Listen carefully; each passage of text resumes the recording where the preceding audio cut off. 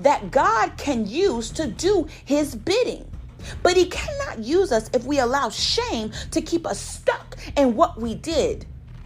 And we cannot allow what we did to make us frozen in our now. I will no longer hide behind who I was. Because when God gives me something to write or speak, I must say. And I cannot be accountable to your feelings or your projections any longer. This is for me just as well as it's for you. That we've got to move past being a people of neglect. Neglecting who God is neglecting who we are, and neglecting who we are is neglecting who God is. And it is all disobedience.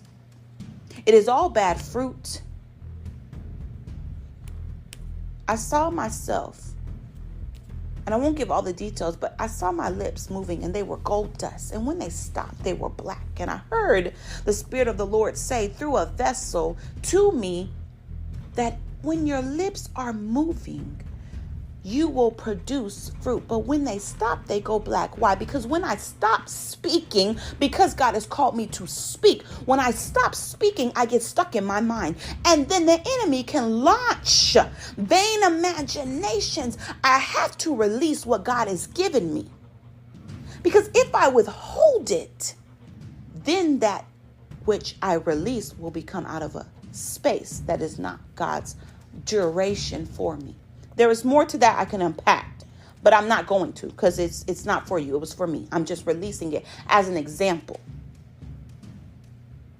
So you've got to do what God has called you to do. And you cannot allow those old things. In my book, Year of She Arise, there is a quote that I recite all the time on everything, because it is so beneficial to me and to you, to those that I'm called to. Toxic cycles cannot define you. And you can live a life void, absent, depleted of the brokenness that has tried to plague you. What does a plague do? The plague is designed to take you out. But before it takes you out, it infects you with pain and turmoil and chaos. And then after all of that, you go die. No. The brokenness was a design by the enemy to afflict you to the point where you would curse yourself and die. But no longer will you do that, nor will I. You will walk in what God has called you to walk in. You will embrace the freedom of what he's called you to be, and you will do it effortlessly. Why? Because it is your time to do it effortlessly, because you've gone through the fire, you've been processed, and it is time to come out a new way. We are the new way. We are the new thing.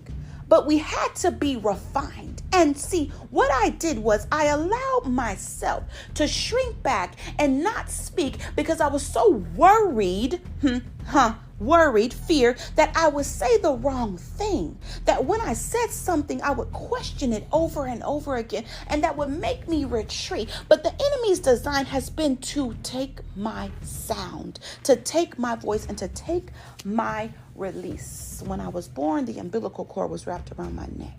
It was a sign that the python spirit wanted to take me out from birth.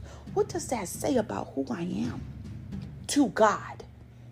Not to man, not to you, not even to myself, to God.